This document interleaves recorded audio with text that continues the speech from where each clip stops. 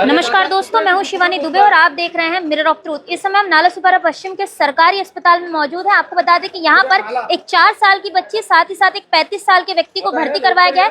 कारण ये है कि नालासोपारा पश्चिम में करारी मिल्स के पास एक ट्रांसफार्मर फटा, जिसके चलते एक बहुत बड़ा हादसा हुआ। जिसके बाद यहाँ पर 4 साल की बच्ची को लाया गया और वो लड़की 90% तक झुलस चुकी है। बातचीत करेंगे चश्मदीदों से, जानेंगे क्या कुछ पूरा घटनाक्रम रहा और महावितरण की लापरवाही को लेकर क्या कुछ कहना है। क्या घटना है, 4 साल की बच्ची झुलसी। मेरा नाम समीर डबरे है और मैं जहाँ ये हादसा हुआ है वहाँ का माजी नगर सेवक हूँ। ये एमएससीबी की लापरवाही है। क्लियरली इतने लेटर्स देने के बावजूद, इतना सब बोलने के बावजूद हादसे पे स्पॉट पे पुलिस पहले पहुँचती है, लेकिन एमएससीबी के अधिकारी पहले नहीं पहुँच रहे। एमएससीबी के साहब को फ़ोन लगाया गया, आधा घंटा रुकने के बाद वो वहाँ पे आए। हमने लोगों की तरफ से उनको बोलो कि इस चीज़ का हमको जवाब चाहिए। जब तक ये चीज़ का जवाब नहीं, यहाँ से कोई लोग हटेगा नहीं। ये एमएससीबी की ट्रांसफार्मर फटने से आज एक मासूम बच्ची जो मस्जिद से कुरान पढ़ के निकल रही थी और अपने घर पे जा रही थी, उसको वो आग की लपेट ने घसीट लिया और ये बुरा हादसा यहाँ पे हुआ है। कोई व्यक्ति भी घायल हुआ है इसमें? एक व्यक्ति है जो अभी हॉस्पिटल में है, उनके लिए एम्बुलेंस मंगाई जा रही है। कार्डियक एम्बुलेंस लगेगी उनको और कस्तूरबा हॉस्पिटल यहाँ से शिफ्ट किया जा रहा है। बच्ची की हालत कैसी है? बच्ची की हालत अभी देखो 90% बंच है। ऊपर वाले से हमारी यही दुआ है कि ऊपर वाला उसको हयात ही दे और जितना जल्द हो सके उसका ट्रीटमेंट शुरू हो जाए और वो अच्छे से रिकवर कर दे। अच्छा, ये जो ट्रांसफार्मर था, क्या उसके आसपास सुरक्षा के हिसाब से किसी भी तरीके का इंतजाम नहीं था? कोई भी तरह का कवर नहीं। एमएससीबी के लिए ये एक प्रोटोकॉल है कि जहाँ जहाँ वो ट्रांसफार्मर लगाते हैं, हमने लेटरबाजी बहुत पहले से की है, लेकिन ये एमएससीबी की कम्प्लीटली लापरवाही है।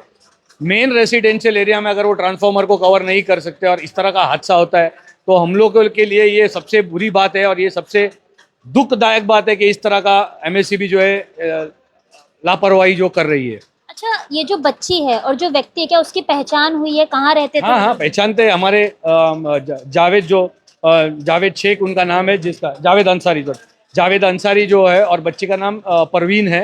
और वो बच्ची का जो 4 साल की बच्ची, उसका जो हादसा हुआ है। जैसे कि आपने बताया कि मस्जिद से बच्ची कुरान पढ़ के निकल रही थी। हाँ। और जहाँ पर ये हादसा हुआ, तो मतलब आसपास के इलाके में बहुत सारी सोसाइटीज, बिल्डिंग होंगी, मस्जिद में कई लोग आते जाते होंगे, तो ये बड़ा हादसा को खतरा है उनके। ये तो बारिश होने की वजह से, ऐसा समझो कि वहाँ भीड़ भाड़ कम रही और बारिश होने की वजह से ये आग को काबू किया गया था। और लोकल जो बच्चे थे वहाँ पे, उन्होंने वो आग बुझाई और एमएससीबी के लोगों ने आने को काफी टाइम लगा और फिर जाके वायर वो करी गई थी वहाँ पे। मेरा एक ही प्रशासन से बोलना है कि इस तरह का जो ट्रांसफार्मर खुले उससे जल्द कवर करें, ताकि ये हादसा आगे ना। और बंच कंडक्टर, रेसिडेंशियल एरिया में बंच कंडक्टर डालना तो जरूरी है, ये उनका काम है और उनका काम किसी को याद दिलाने की इतनी जरूरत नहीं है। जबकि ये मेरे साथ ये मेरे भाई खड़े हैं, इन्होंने ऑनलाइन कंप्लेंट करके काफी बार बोला था कि भाई वहाँ से चिंगारी निकलती है, डेंजरस है।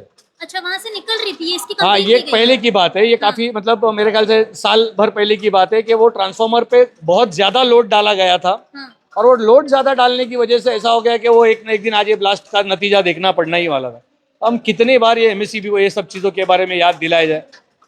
तो ये एमएससीबी के जो वरिष्ठ अधिकारी है, इनको समझना चाहिए, इन्होंने तुरंत एक्शन लेना चाहिए इस बात के ऊपर, क्योंकि ऐसे बहुत सारी जगहों पे ट्रांसफार्मर खुले पड़े ले आज भी। आज ये जो हादसा हुआ, ये लोगों, जो मासूम बच्ची, आज जिसकी बच्ची जाती है उसके घर पे, उसके ऊपर क्या दुख का पहाड़ टूटता है, वो आप लोग तो जानते ही होंगे कि क्या वो हादसा रहा होगा, क्या उनके माँ बाप को सहना पड़ रहा होगा। तो ऐसे कई ट्रांसफार्मर्स खुले पड़े हैं, तो उस पर एमएससीबी ने ट्रांसफार्मर्स को कवर देना चाहिए। अक्सर ऐसा देखा जाता है कि महावितरण की लापरवाही के चलते कई सारी बलियां जाती हैं, कई सारी जाने जाती हैं। अभी हमने कई सारी ऐसी खबरें भी देखी कि महावितरण ने लापरवाही ने लोगों की जान ले ली। आप वहां के मांझी नगर सेवक हैं, तो अब इस पूरे विषय को आप किस तरीके से आगे लेके जाएंगे, क्योंकि वहां पर अभी भी ये हादसे होंगे ही आने वाले समय में। हमने वहाँ पे एमएससीबी के साहब को वहाँ पे बुलाया, पुलिस प्रशासन वहाँ पे मौजूद था।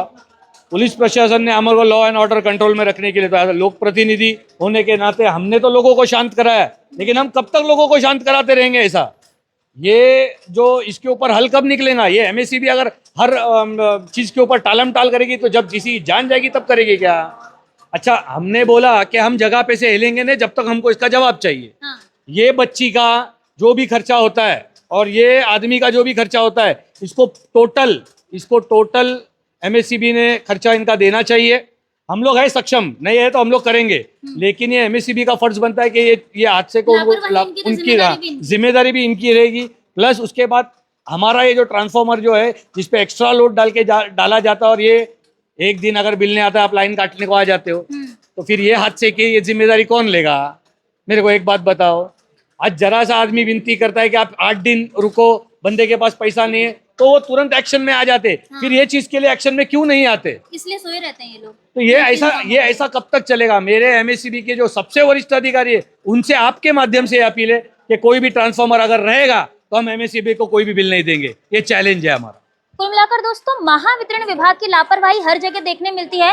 खुले विद्युत जंक्शन के बॉक्स हर जगह खुले देखने मिलते हैं, जिसके चलते हादसे होते हैं, लोग चपेट में आते हैं। हाई टेंशन वायर जो होता है वो लोगों के घरों के ऊपर से गुजरता है। आप अगर नाला सुपारा पूर्व का इलाका देखेंगे, संतोष भवन का इलाका, तो देखेंगे किस तरीके से चौल के ऊपर से हाई टेंशन वायर जो है वो आगे की ओर जाता है। लेकिन महावितरण के जो अधिकारी हैं, विद्युत विभाग के अधिकारी इस पर ध्यान नहीं देते। इनका ध्यान एक ही चीज पर होता है, जो ये होता है कि जब किसी के घर की लाइट बिल जब नहीं भरे सामने वाला, तो ये तुरंत पहुंच जाते हैं, एक्शन मोड में दिखाई पड़ते हैं और जाके उसकी लाइट काट देते हैं। लाइट काटने में इनके अधिकारी सक्षम नजर आते हैं, लेकिन बात जब जिम्मेदारी निभाने की आती है, बात जब विद्युत जंक्शन के बॉक्स को बंद करने की आती है, बात जब ऐसे जो खतरनाक ट्रांसफार्मर है उनके आसपास कम से कम पतरे की शेड लगा के कम से कम सुरक्षा के पुख्ता इंतजाम करने की आती है, तब ये लोग कहीं ना कहीं फरार दिखाई देते हैं। और ऐसे वक्त पर अभी जैसा कि आपने सुना कि किस तरीके से महावितरण के अधिकारी वहां पर पहुंचने में ज्यादा समय ले चुके थे।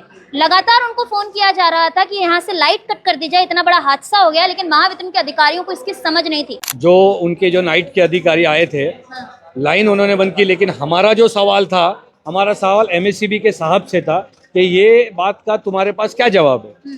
अभी ये जो बच्ची को कस्तूरबा हॉस्पिटल में ले गए हैं, ये पेशेंट को भी अभी यहाँ से लेके जाने के लिए एम्बुलेंस आ रही है, और ऊपर वाले से दुआ है कि उनका भी जल्दी रिकवरी हो जाए, ऐसा कोई बड़ा बुरा हादसा ना हो, ऐसा दुआ करता हूँ। हमने क्षितिज दादा ठाकुर से फ़ोन पर बात की अभी, और उनसे ये कहा कि आप कस्तूरबा हॉस्पिटल में कैसे भी करके मतलब आप वो करें, ताकि ये पेशेंट को एडमिट किया जाए। कई बार ऐसा होता है कि भाई यहाँ से महापालिका के हॉस्पिटल से भी अब जब मैंने इंक्वायरी की तो वहाँ पे भी फ़ोन नहीं उठाए थे, तो ऐसे इसीलिए हमने क्षितिज दादा को कॉल लगाया और वो वहाँ पे कांटेक्ट कर रहे हैं। तो ये जो यहाँ से जो अगर समझो यहाँ पे कोई केस नहीं ली जाती है, तो ये महापालिका के हॉस्पिटल का भी ये कहना है कि वहाँ पे आगे बात करके एक सिक्योरिटी दे। अब रास्ते से एम्बुलेंस निकली है और उनको मालूम नहीं कि किधर लेके जाना है, एक घंटा हुआ ये एम्बुलेंस निकली, कहाँ लेके जाना, तो इनकी भी एक कम्युनिकेशन ऐसा होना चाहिए कि वहाँ हॉस्पिटल में किसी से एक बात करके रखी जाना चाहिए, ताकि वहाँ अभी ये जो इमरजेंसी पेशेंट है उसको लिया जाना चाहिए। महावितरण की लापरवाही अपनी जगह है, साथ ही साथ वसई विरार शहर महानगर पालिका के जो सरकारी अस्पताल हैं उनमें सुविधा नहीं है। कोई भी आता है उससे भेज दिया जाता है। एम्बुलेंस नहीं है। एम्बुलेंस कहाँ है मेरे को बताओ ना। क्या कह रहे हैं? 1 घंटे के पहले बोला था कि सेकंड एम्बुलेंस आ रही है, उसको 1 घंटे से ज्यादा हो गया। 10:20 हुई, 9:20 को इन्होंने बोला था एम्बुलेंस आ रही है, अब तक नहीं आई। अभी तक नहीं आई मैडम कंटिन्यू कॉल कर रहा हूँ डॉक्टर गौरव से, या एम्बुलेंस करा, अभी आ रहा ट्रैफिक है, मुझे पता नहीं चल रहा है पार नाका से यहाँ पे आने पे कौन सी ट्रैफिक लगी है। एम्बुलेंस भी नहीं आ रही है। नहीं, अभी बोलता है कि मैं आ रहा हूँ, 5 मिनट में आ रहा हूँ, 10 मिनट में आ रहा हूँ। यानी प्रशासन क्या कर रहा है?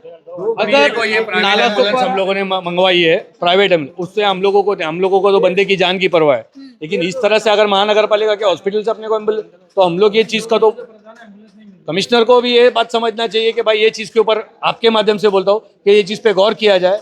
अभी हमारा माजी नगर सेवक होने के नाते मैं कमिश्नर साहब के आपके माध्यम से अपील करता हूँ कि एम्बुलेंस के ऊपर ध्यान दो। ये तो एक ये हादसा है, ऐसे कई हादसे होते रहते हैं जहाँ पे एम्बुलेंस की जरूरत है, तो उस वक्त लोग क्या करें। कुल मिलाकर दोस्तों, महावितरण की लापरवाही साफ तौर पर देखी जा सकती है। साथ ही साथ वसई विरार शहर महानगर पालिका के सरकारी अस्पतालों में जिस तरीके से सुविधा है उस पर भी बहुत सारा सवालिया निशान खड़ा हो रहा है। महावितरण के अधिकारी सिर्फ और सिर्फ तभी जागते हैं जब लोगों के घरों की लाइट काटनी होती है और बिल वसूलना होता है। जब बात सुरक्षा के इंतजाम की आती है, बात विद्युत जंक्शन को बंद करने की आती है, बात साथ ही साथ हाई टेंशन वायर को सही तरीके से करने की आती है, तब इन सब मामलों में महावितरण के अधिकारी फरार नजर आते हैं। कुल मिलाकर अभी महावितरण के चलते एक बहुत बड़ा हादसा हो चुका है। 4 साल की बच्ची 90% तक झुलस चुकी है और एक 35 साल का जो व्यक्ति है वो भी इस पूरे ट्रांसफार्मर जलने की वजह से आग की चपेट में आ चुका है। अब देखना ये होगा कि कब तक महावितरण की लापरवाही के चलते यहाँ की आम जनता इसी तरीके से त्रस्त होती रहेगी, या एक बार फिर से महावितरण इस पूरे मामले को कहीं ना कहीं संज्ञान में लेके आने वाली जो स्थिति परिस्थिति है उसे सुधारता नजर आएगा। बहरहाल दोस्तों, आज की इस वीडियो में इतना ही। मैं शिवानी दुबे फिर मिलूंगी आपसे अगली खबर में। तब तक देखते रहे मिरर ऑफ ट्रूथ, क्योंकि हम दिखाते हैं सच का आईना।